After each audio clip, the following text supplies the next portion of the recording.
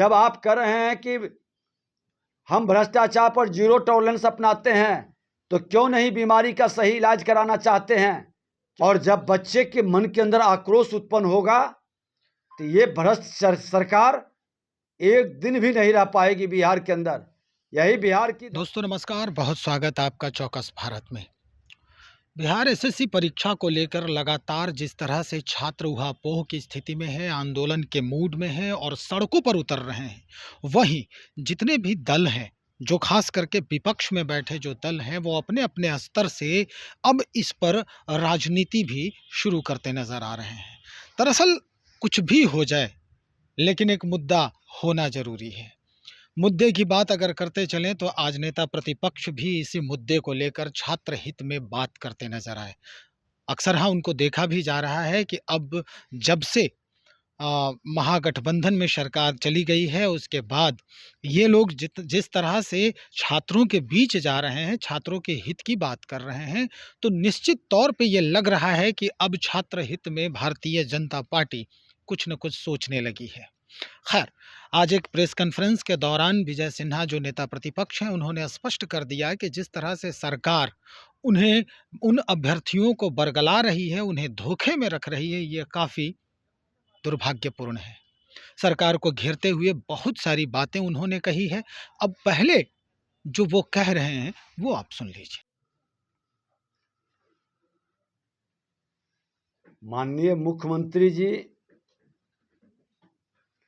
जिस तरह से प्रतिभा का हनन कर रहे हैं और युवाओं के भावनाओं से खिलवाड़ कर रहे हैं, ये दुखद और दुर्भाग्यपूर्ण है।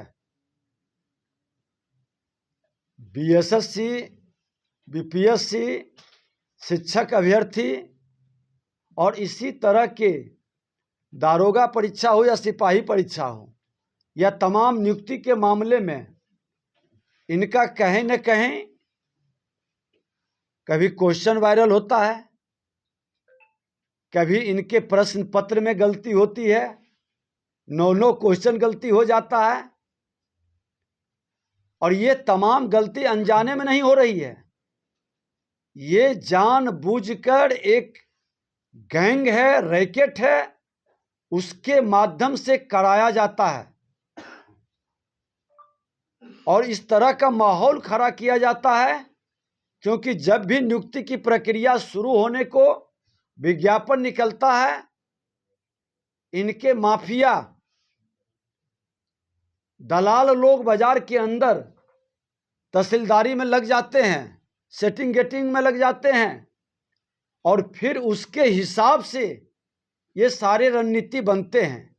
इसमें आयोग के बड़े बड़े पदाधिकारी और कर्मचारी संलिप्त हैं। बार बार ये खेल हो रहा है। आज यही 8 साल पहले इसी मामले में आईएएस तक के लोग जेल चले गए, लेकिन उस आयोग में बैठे हुए पदाधिकारी 7-7 साल 8-8 साल से जमे हुए हैं। सीबीआई से इसकी जांच नहीं कराई गई। खाना पूर्ति के लिए मुहरा बना करके लोगों को फंसाया जाता है, लेकिन असली जो गुनाहगार है उसको बचाया जाता है। ये खेल बंद करे, बिहार की प्रतिभा के साथ खिलवाड़ बंद करे। आई बीएसएससी में एक पेपर आपने लीक हुआ, हंगामा हुआ है, आपने कैंसिल किया। बच्चे कह रहे हैं कि दूसरा पेपर में भी वही तमाशा हुआ है। और जो लीक हो जाता है, जब हंगामा होता है, प्रेस मीडिया के लोग जब उसको लोक लेते हैं, चर्चा कराते हैं, तब आप डर से, लोक लज्जा के भय से आप इसको रद्द करते हैं। आपका तंत्र कमजोर है, पूरी तरह से फेल है। ये खेल लंबे समय से हो रहा है।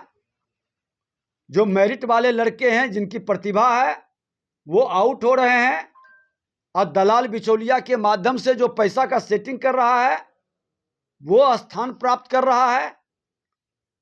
पहले के भी तमाम विज्ञापन से बहुत सारे अभियंत्रणा वाले हों या शिक्षक अभ्यर्थी हों या बहुत सारे, आप उसमें टार मटोर कर करके पुराने नियुक्ति के विज्ञापन को रद्द कर करके या उसको रोक करके उसमें इफ बट लगा करके नए ढंग से परोसना चाहते हैं ताकि अपना सेटिंग, अपना व्यवस्था बना सकें। ये दुखद और दुर्भाग्यपूर्ण है। बिहार के अंदर बच्चों के मन के अंदर एक भय का वातावरण बना दिया गया, और जब बच्चे के मन के अंदर आक्रोश उत्पन्न होगा तो ये भ्रष्ट सरकार एक दिन भी नहीं रह पाएगी बिहार के अंदर। यही बिहार की धरती है। जब तानाशाह के विरुद्ध आंदोलन शुरू किया तो पूरे देश से सत्ता की विदाई हो गई, और आप सत्ता प्राप्ति के सपना मुख्यमंत्री जी देख रहे हैं। देश के प्रधानमंत्री नरेंद्र मोदी जी खुला चेतावनी दिया था लाल किले से कि भ्रष्टाचार मुक्त भारत होगा, लेकिन दुर्भाग्य है कि भ्रष्टाचार मुक्त बिहार बनाने के लिए आपको भारतीय जनता पार्टी ने बैठाया था। बिहार की जनता ने जनादेश भी दिया था कि भ्रष्टाचार मुक्त, अपराध मुक्त बिहार बनाइए। जनादेश का अपमान करके आपने भ्रष्टाचारियों और अपराधियों के गोद में जाकर बैठ गए, और वो भ्रष्टाचारी अपराधी की गोद में बैठने के बाद बहुत सारा खेल शुरू हो गया है। जो बीमारी बहुत हद तक रोकने में सफल हम लोग हुए थे, फिर से वो बीमारी बढ़ गई है। भ्रष्टाचारियों का मनोबल बढ़ गया है और भ्रष्टाचार तंत्र पर हावी हो गया है। आप लाचार और बेबस, थके हारे दिख रहे हैं। आप सीबीआई से जांच कराइए, और संवैधानिक संस्था पर आपको विश्वास नहीं है तो हाई कोर्ट के सिटिंग जज से जांच करा लीजिए। लेकिन तंत्र में जो कमजोर कड़ी है, जो भ्रष्टाचार का जननी बना बैठा है, आप उसको पकड़िए। 2-4 कर्मचारी को नीचे स्तर का कार्रवाई करके खाना पूर्ति बंद करिए।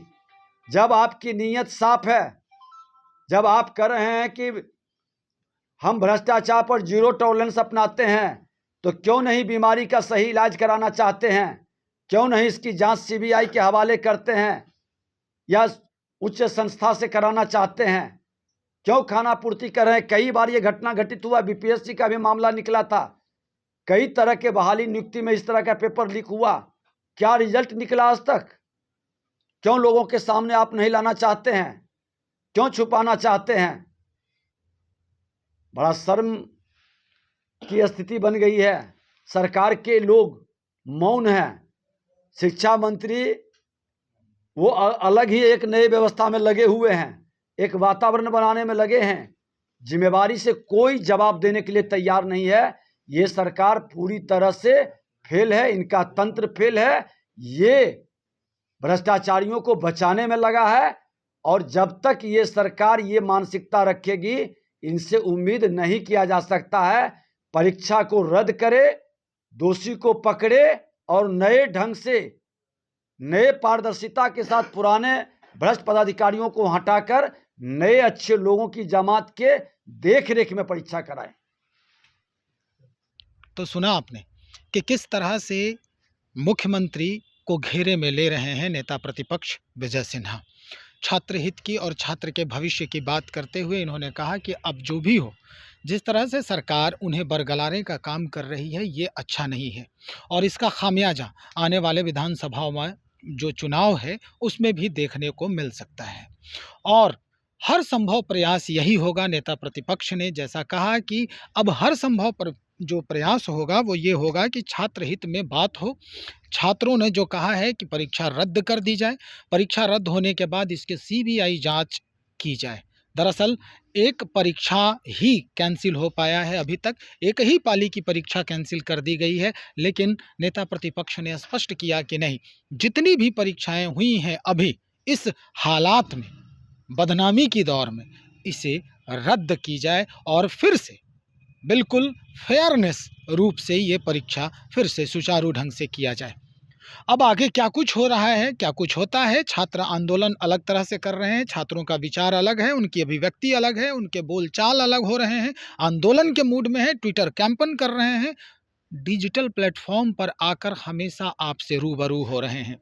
इधर विपक्षी दल जो है वो अपने ढंग से विरोध जताने का प्रयास कर रही है। अब देखना यही होगा कि ये छात्र और विपक्षी दल आगे किस करवट बैठते हैं। और क्या परिणाम सामने आएगा, ये हम देखने के लिए थोड़ा सा इंतज़ार करेंगे।